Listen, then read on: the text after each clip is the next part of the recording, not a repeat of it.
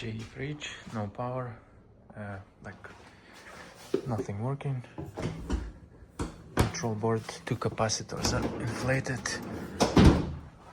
A new control board is required to fix the problem.